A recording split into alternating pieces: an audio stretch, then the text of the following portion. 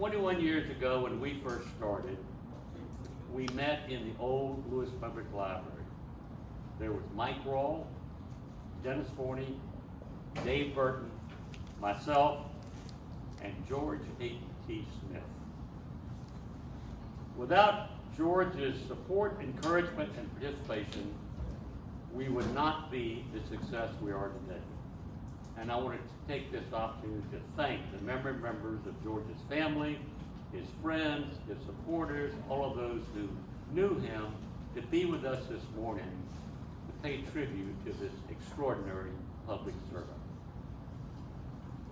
Charles Dickens, when asked by a politician, what should I do in office?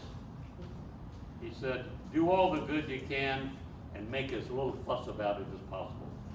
And that describes George absolutely to perfection. George was not only a trailblazer, but he was a singularly unique individual, a native of Lewes, a respected educator, a civic and community leader, and as mentioned earlier, one of the founders of the Greater Lewes Foundation. He was born at Beebe Hospital right here. By coincidence, today, September 11th, was the day of his passing, and he would have been 90 years old. After George lost his parents, he was raised by a caring uncle and an extended family.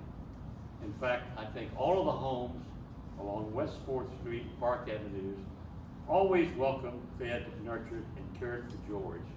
And I think that influenced his lifelong compassion for others, particularly those less fortunate. The HP for his middle name stood for Henry Price, which few people knew. I always used to kid him that it really stood for highly perceptive, since he had a very keen way he got to govern both deftly and effectively. As mayor, George was respected for his thoughtful, gentle manner and his common sense.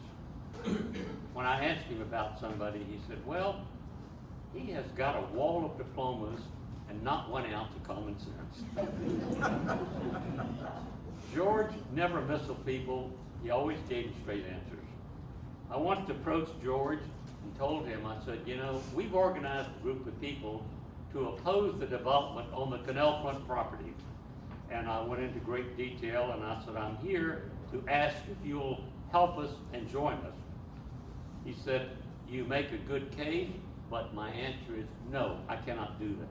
He said, just as you have the right to oppose this development, the property owners and the developers have the right to apply under city regulations to pursue their own applications.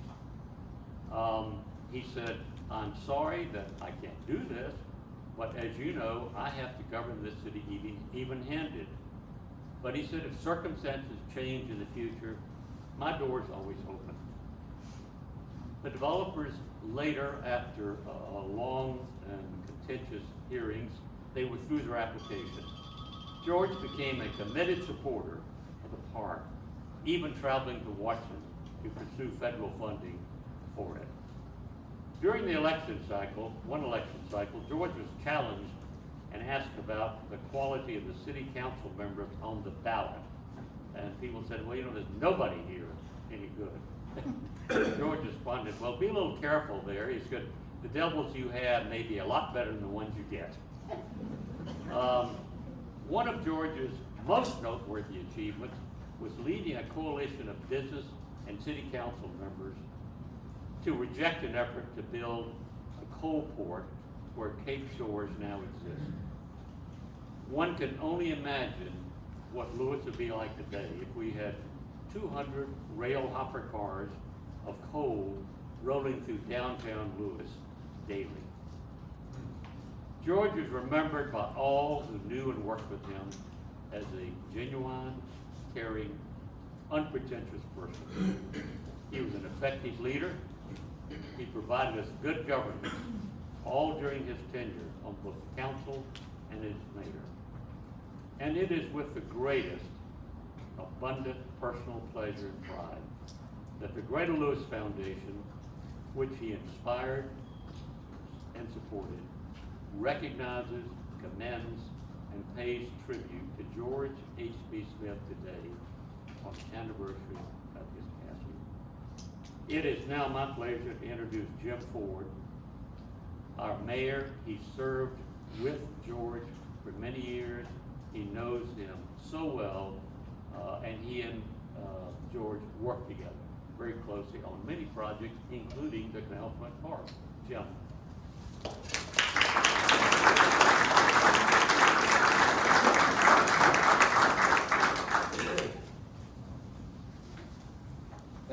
Thank you, Joe, and welcome everyone. It's my pleasure to present the award. I'm probably okay with that. Can you hear me okay? Yeah. Okay.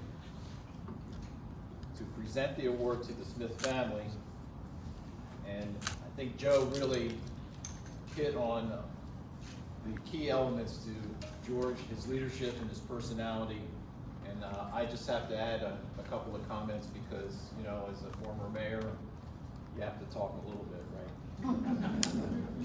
So I was on city council with George for 2 years, and then George was the mayor, and I was on the council for 10 years, working with him. And sometimes towards the end of those terms, I was the deputy mayor with George. And if you could reflect back just a moment in your life, you might have someone who's been an influence, you know, whether it's a teacher or a community leader or a person of faith or a coach, someone in your family or a friend. Well, George hit all of that with people. He touched all those buttons and could reach out, and particularly with me, he hit me, you know, right in my heart. He was really a wonderful person to work with, to be around, and to essentially mentor me into the next position as being mayor. George was a people person, and he knew how to get things done with people and through people, and creating partnerships. Utilization of those partnerships has evolved and helped Lewes evolve into the community that it is today. So it's a great pleasure to be here and make the award now to the family. So Lorraine, could you and anyone in the family that would like to come forward, please come up. Thanks.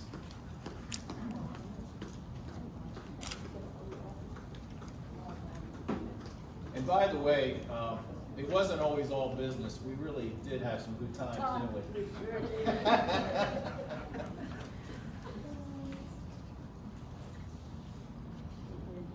Okay, yeah, I missed those times. So we have Excellence in Leadership, the Greater Lewes Foundation. George H.P. Smith was a remarkable, accomplished, well-loved man from Lewes, respected educator, trailblazing civic and community leader, and one of the original founders of the Greater Lewes Foundation. Born at Beebe Hospital, George attended local public schools before earning undergraduate and graduate degrees in education at Delaware State University. He was an outstanding student athlete playing football, baseball, and wrestling. After serving in the Korean conflict for 2 years, George returned to Lewes to wed his wife Lorraine and raise their lovely daughters. George devoted the next 35 years of his life to serve as a teacher, mentor, and tutor for children in the Cape Henlopen School District.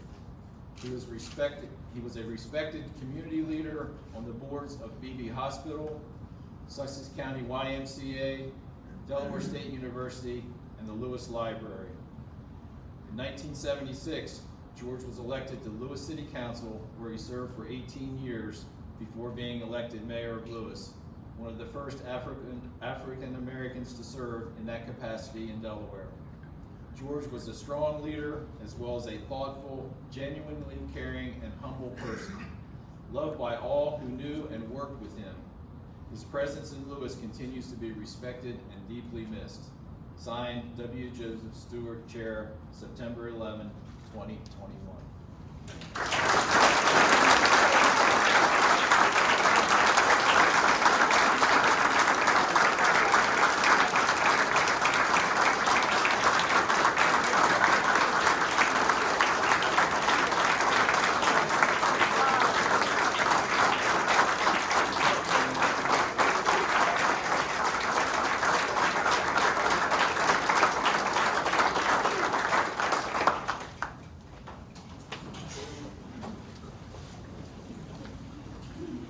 Good morning. Thank you so much. I have a little something I want to read to you, to George. Use the microphone. Use the mic. I don't need the mic. A traveler met 3 stonecutters along a road and asked what each was doing. The first man responded that he was cutting stone. The second man said he was shaping a cornerstone. But the third man proudly smiled and said, I'm building a cathedral. George lived his life to build a cathedral. Whatever it was, his job of teaching students for 35 and a half years, or the many years of serving on Lewes City Council, or as a member, vice mayor, and mayor, George always saw the big picture. It's been said that a manager thinks about the today and tomorrow. A leader thinks about the day after tomorrow. And to his credit, George was a man who thought about the future in both his job and his civic roles and could effectively communicate that vision to others. Above all the roles listed, what I am most proud of that George was an awesome husband, father, grandfather, and friend. He was his family's biggest supporter. We are here today to honor George for his commitment as mayor for the city of Lewes. The image of a city is tied to its citizens and its neighbors, a reflection of his leadership. George exemplified true leadership, wisdom, integrity, accountability, and compassion.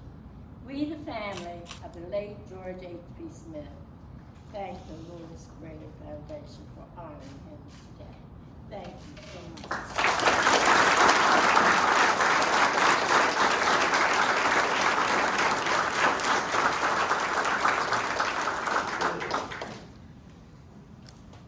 Before we move to the next segment of our program, I'd like to do a quick advertisement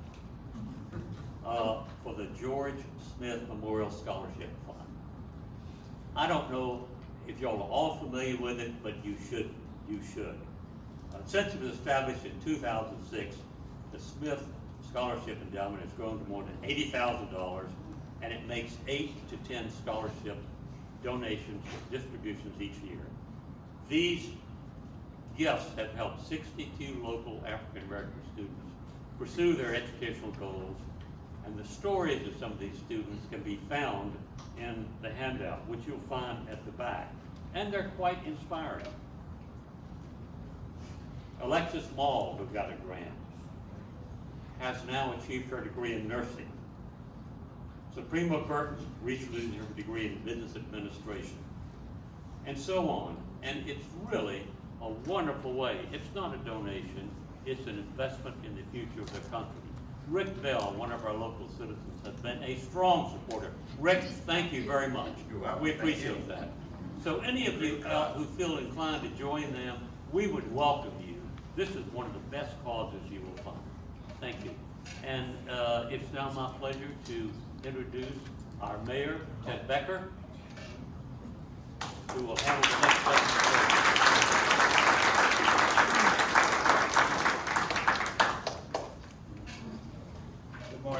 Good morning, and thank you, Joe. Thank you all for taking time to be here. I think this is the best attended meeting that we've ever had at the Greater Lewes Foundation. And what a fitting tribute to the Smith's family and to George that everybody came out today to recognize that. So thank you.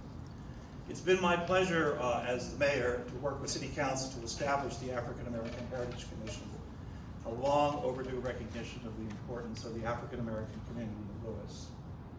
At one time, in the not so distant past, the African American families were a significant part of Lewes. It's being recognized today in many ways by the honorific naming of Martin Luther King Way on 4th Street, and the recognition of the beach once known as the Black Beach, or continues to be known as the Black Beach or Beach 2, for Johnny Walker, whose establishment was a social center not just for Lewes, but for African American families, and I would say for all families across Sussex County. I've heard from many people, regardless of race, who found time and great entertainment at Johnny Walker's establishment on the beach.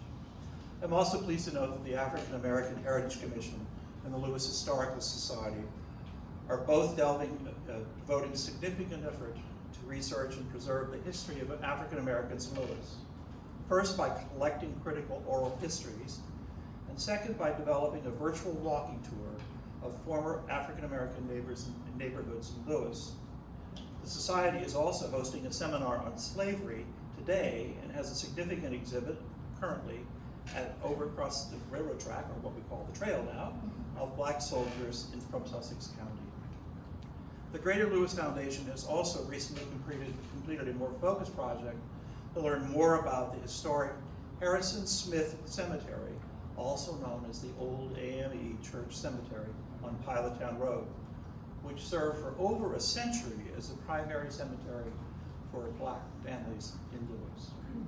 That work involved a survey followed by ground-penetrating radar funded by two GLF advisors, Pam Brown and Danelle White, who are currently continuing their research in coordination with the Historic Society into people who are interred there. I would now like to introduce Trina Brown Hicks and the GLF project coordinator, Mark Chura. They will briefly review the findings of the cemetery project. Then Ms. Brown Hicks will moderate a discussion of prominent Lewes residents, Stella Parker at Selby and Janet Mall Martin, to share recollections of the life in Lewes from the 1940s to the 1960s, a period which many of us don't recall, because we weren't here yet. But it's a great community, and we're very pleased that we're finally coming to the point where we are recognizing the significant role of the African American families here in our city. Thank you. Trina and Mark.